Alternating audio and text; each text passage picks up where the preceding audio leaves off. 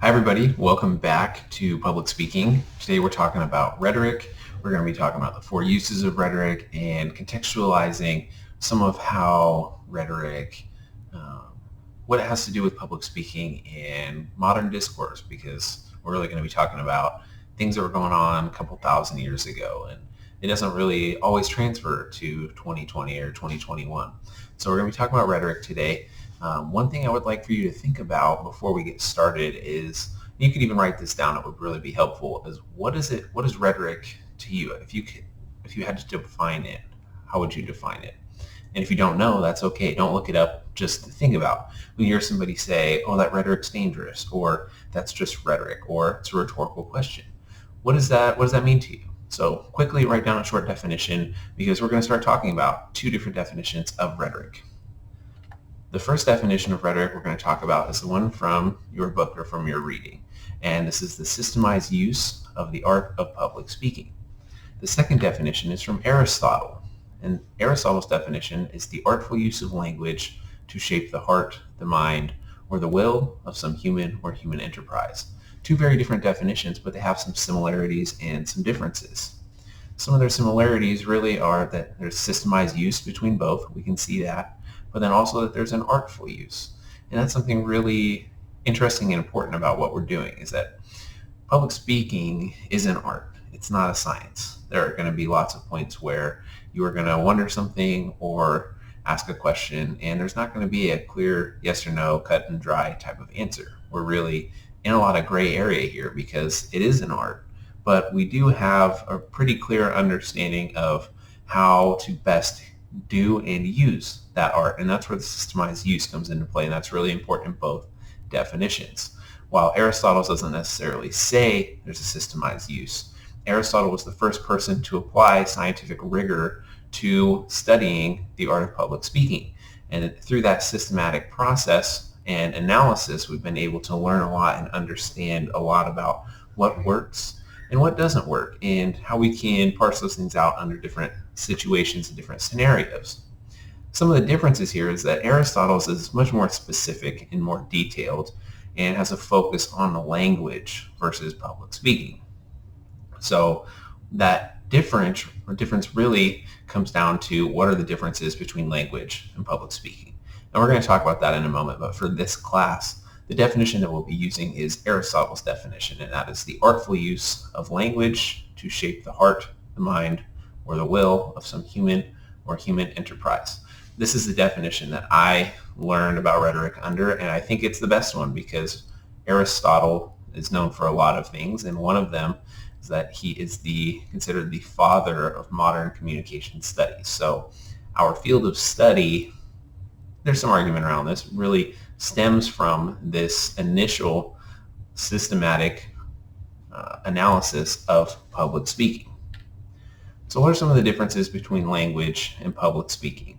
Again, what I'd like for you to do is think about this. If you write these definitions down, somebody asks you, what is language? How do you define that? If somebody asks you about public speaking, how would you define that? And really sit back and think about it, because these are two key components of what we're doing. And we have units in this class set aside specifically for public speaking and for language.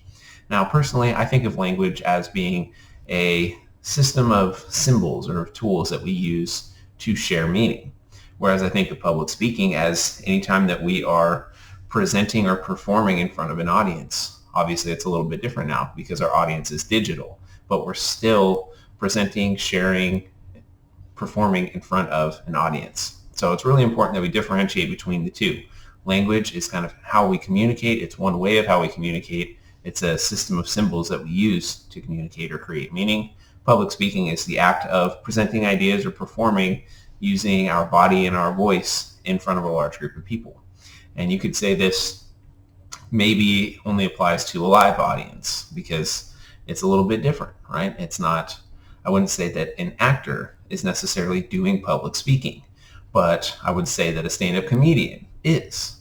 I would say that somebody doing a YouTube live video or an Instagram live video is doing public speaking, but if they're pre-recording it, I would say that they're not. So with that definition, I would essentially say that what I'm doing right now is not necessarily public speaking. And again, this is where the gray area comes into play, because what am I doing right now if I'm not doing public speaking? And it's a little tricky because I'm alone in a room talking to you and you're watching this at some point in the future.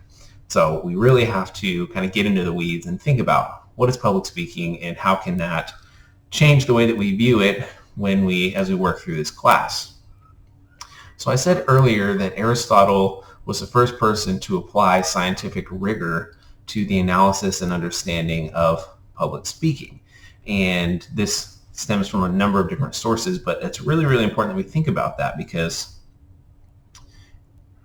prior to Aristotle, nobody was thinking about how we can apply a scientific rigor, scientific understanding to rhetoric and how to become more effective, more impactful speakers. From there, we had some fields that studied it. Communication studies and public speaking were actually housed in English for a long time, up until right around World War II, pre and post World War II era, where a group of English teachers who decided that public speaking didn't really fit as well with English broke off and started their own public speaking academic area, started presenting their own ideas in different ways. And then that's where we got public speaking classes, and a specific focus on public speaking.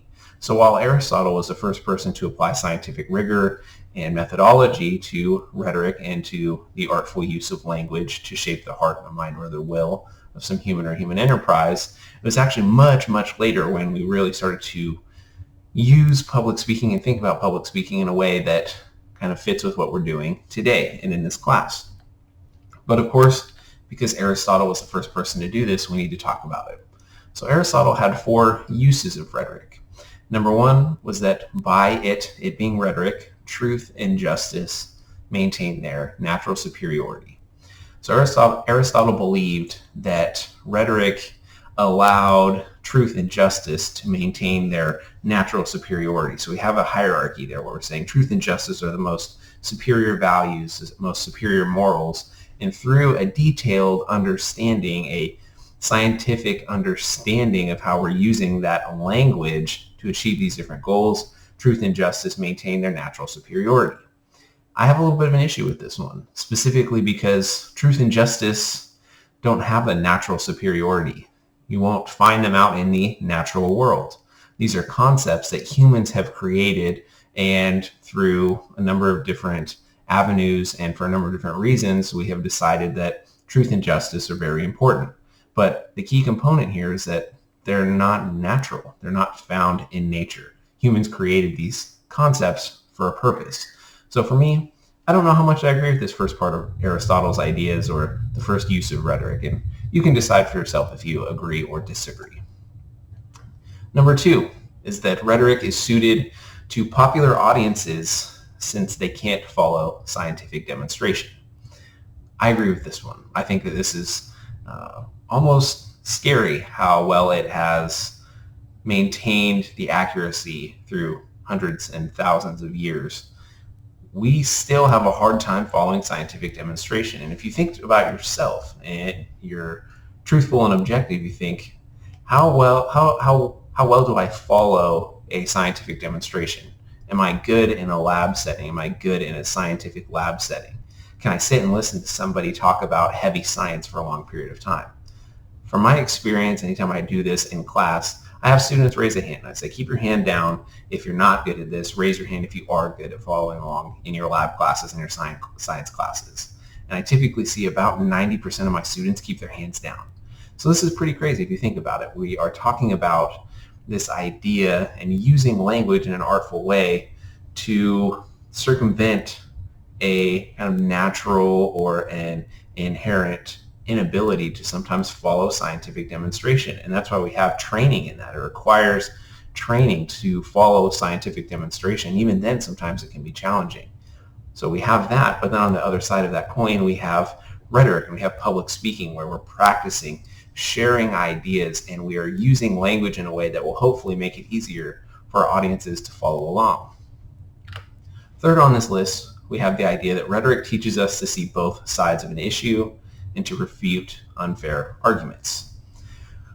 This stems from an idea in rhetoric that's called the balcony stance. And the balcony stance is this concept that when we are practicing rhetoric, when we are analyzing rhetoric, or we are doing any kind of analysis, we're removing ourselves physically, emotionally from that whatever thing that we're studying.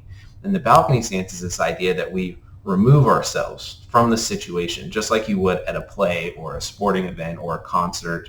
The closer you are to that thing, the less of it you can see. Yes, you may have front row seats. You might be able to see the performer or the sports team or whatever is going on front and center and have the best view there.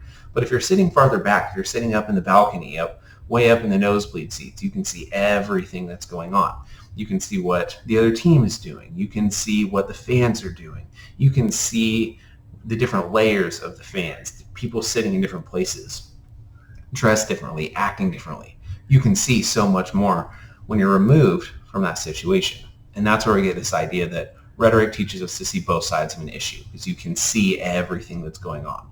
There's also kind of a militaristic standpoint here, because if you're removed from a situation, say if you were on a battlefield, right, and you can see everything that's going on, you can see what your opponent is doing. And rhetoric and public speaking are not always where you're pinned up against one another trying to win something. But it does allow you to see and refute unfair arguments, because you can see those things in a more objective manner and more clearly. Lastly, we have that rhetoric is a means of self-defense. And this comes from that idea that if we can see and refute unfair arguments, we can actively prepare for them. We can say, oh, that's a logical fallacy. That's an unethical use of pathos, whatever it might be. You can see that and you can understand, okay, I need to be prepared for this. The more that you understand about how rhetoric can be used and how rhetoric is used in our day-to-day life, the better critical thinker you will be, the better speaker you're going to be. You're going to be harder to persuade and manipulate. So out of these four, I would agree with 2, 3, and 4 from Aristotle. Number 1 is the only one that I really have an issue with. And this is actually going to conclude our short lecture on rhetoric. So we went over really who discovered or found rhetoric, started applying the scientific method or scientific rigor to rhetoric, and that was Aristotle. We talked about the 4 uses of rhetoric, which are right in front of us. And then, all importantly, we talked about the definition of rhetoric. And this is going to be really, really important for you to remember for this class. And the definition that we'll be using of rhetoric is the artful use of language to shape the heart, the mind, and the will of some human or human enterprise. Bye, everybody.